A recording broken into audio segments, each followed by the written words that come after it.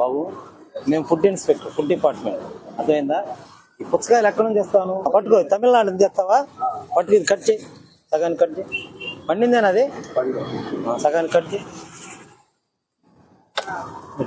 చెక్కటి